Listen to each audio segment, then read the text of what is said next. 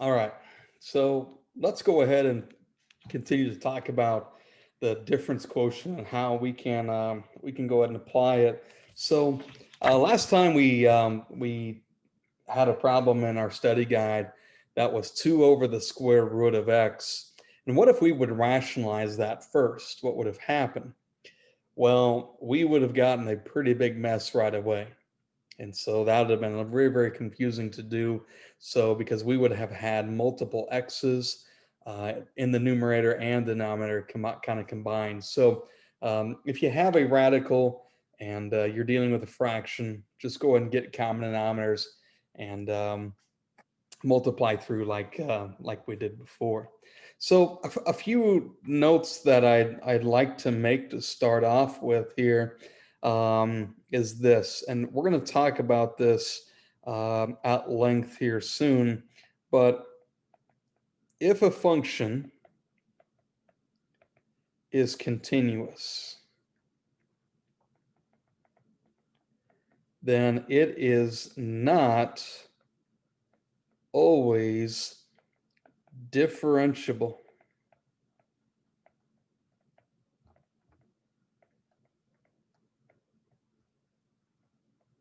Maybe I'll get an E in there, maybe not. Kind of at the end there.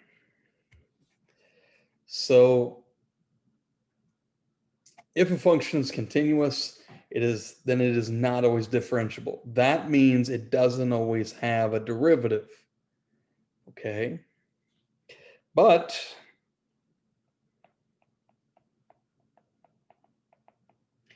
if a function is differentiable,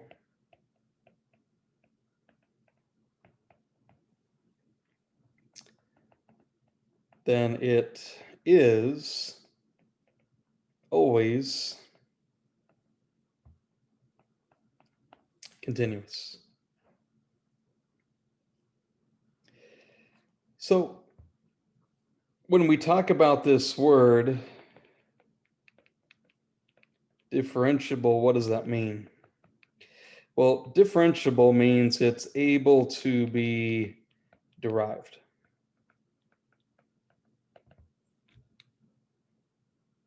Has a derivative. So what I'd like to do in this video with you is I would like to look at how we can apply this, and then we'll do a little practice on your study guide as well, just to kind of make sure you've got it. So previously we talked about the difference between a tangent line and a normal line. So if you recall, if we happen to have a curve, then that curve could indeed have a tangent line at a point. We'll label that T, and hold on, I lost things. And it could also have a normal line. We'll call that N. And what we know is they are perpendicular. So we have all these right angles right here. So what I'd like to do is this. We're going to let's go and take the function that we found the derivative of last time, 5 times the square root of x. And we figured out that its derivative was 5 over 2 square root of x. And there's 2 things I'd like to do with this. One is I'd like to find the equation of the tangent line, and 2, the normal line.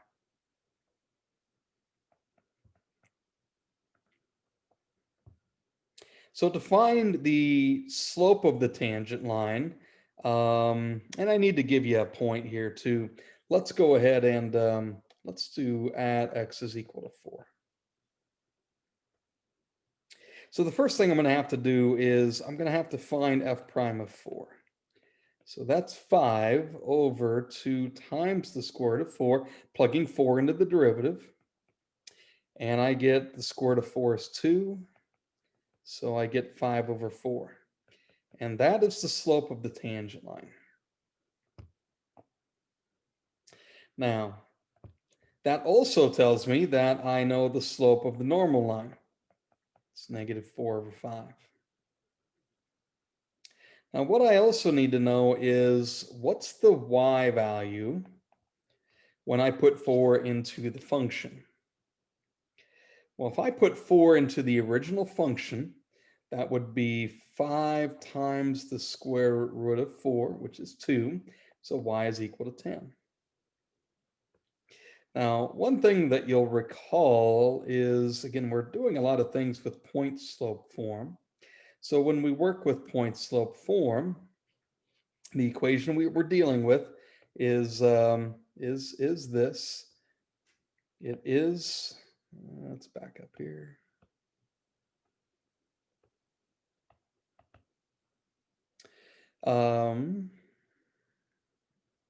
Change that, there we go. It's going to be y minus the y coordinate and m times x minus the x coordinate, where we need the slope and we need a point on the graph. So our tangent thus would be y or not y equals, but y minus the y coordinate, which is 10, is equal to the slope 5/4 and x minus the x coordinate of 4. The normal line is going to be y minus 10 equals negative 4/5 and x minus 4. So we really don't have to make a lot of changes with those, do we? Now, I'd like to go ahead and show you what this looks like. So here's 5 square root of x, and I'm going to go ahead and plot the point 410. And let me go ahead and type in the tangent line, kind of a way to check to see what things look like. So here's y minus 10 equals 5/4 and x minus 4. And here's y minus 10 equals negative 4/5 x minus 4. And you'll notice that both lines intersect at the point of tangency at 4, 10. So we have done this correctly. Yay for us. All right. So let's discuss one last thing.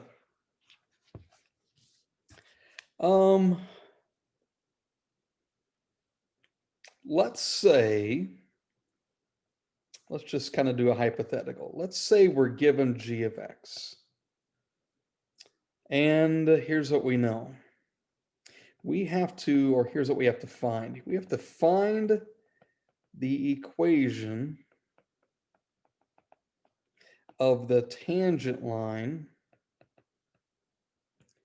to g of x that is parallel to y equals 4x minus 1.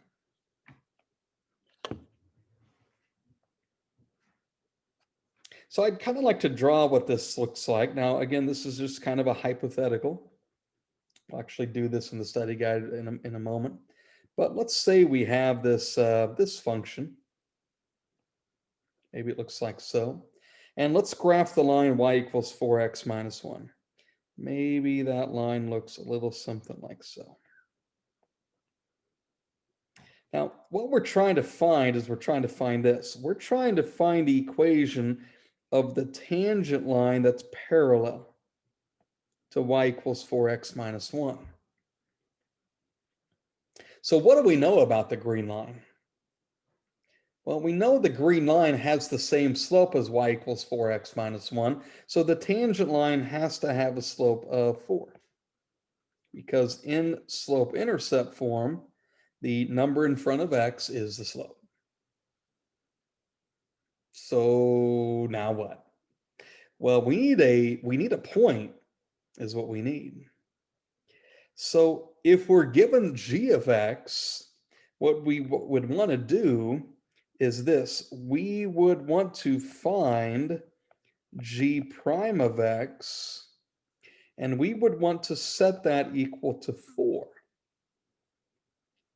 And what that would give us is that would give us the x value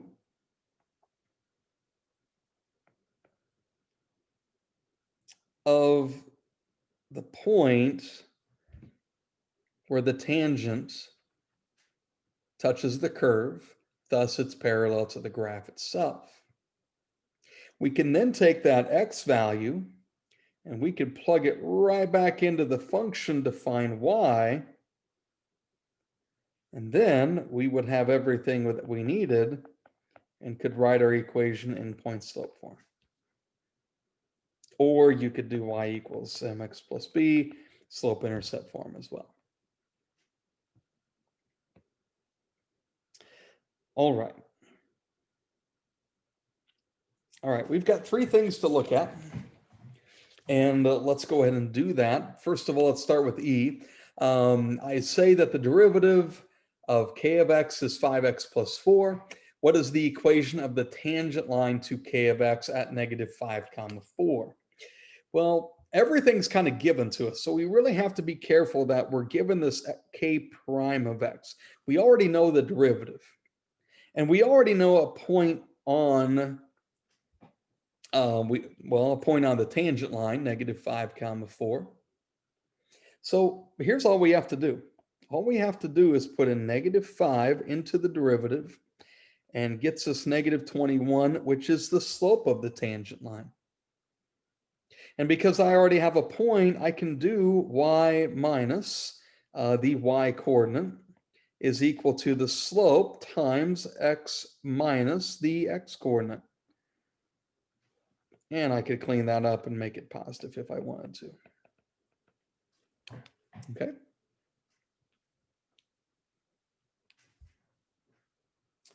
All right.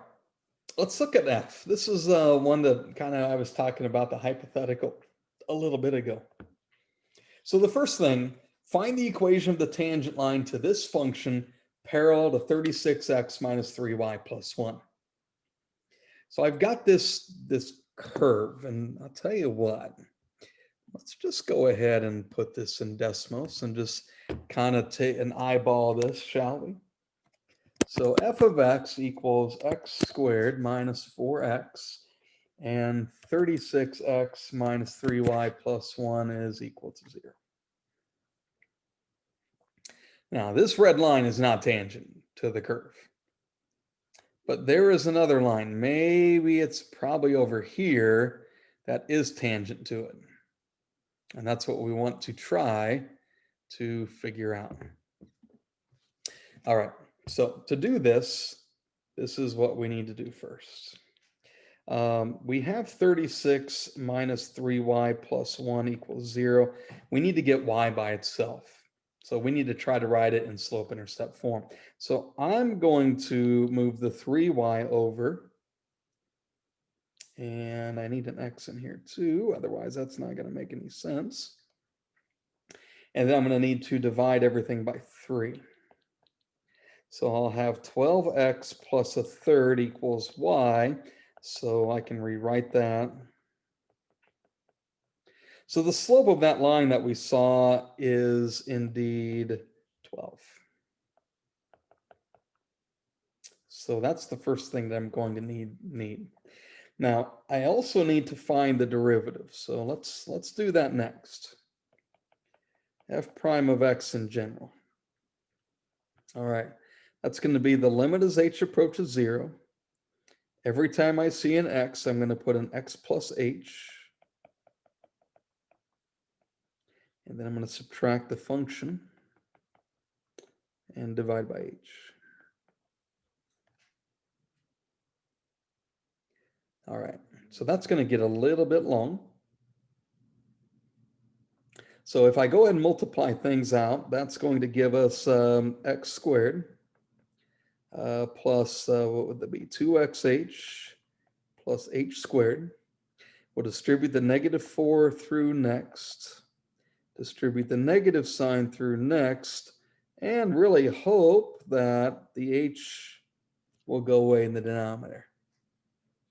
So we have an x squared and an x squared that will go away. Negative 4x and a positive 4x goes away.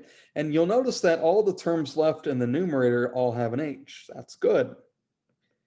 Because what I can then do is I'll be able to take an h out of each of those terms. So really what's happening is that h comes out, and that's what I'm left with in the numerator. So then the h will divide out with this h. I'm left with 2x plus h minus 4, and I can put 0 right here. Thus, I'm going to have a derivative that's left of 2x minus 4. So f prime of x is equal to 2x minus 4. So here's what I have to do. I have to pair this 2x minus 4 with the 12 over here, because the derivative is the slope of the tangent line. And I need a slope of the tangent line that's parallel to the slope of this blue line over here. So what I'm going to have to do is set 2x minus 4 equal to 12 to figure out the x coordinate where that tangent line needs to lay. Now I'm also going to need to put 8 into the function to find the y value. So that's 8 squared, 64, minus 4 times 8, 32. So that gives us 32. And now I have everything I need. So y minus 32 equals 12 times x minus 8. And if I were to go ahead and plot that, which I will do, y minus 32 equals 12 times x minus 8. Look, they're parallel. The blue line and the red line are indeed parallel. That's what I'm looking for. All right. Last one, normal line. Well, if you remember our discussion last time, the normal line is perpendicular to the tangent line. Well, we're already dealing with the line, aren't we? 7x plus 3 looks like that. So the normal line is basically perpendicular to the line itself. And this point right here is -2 something.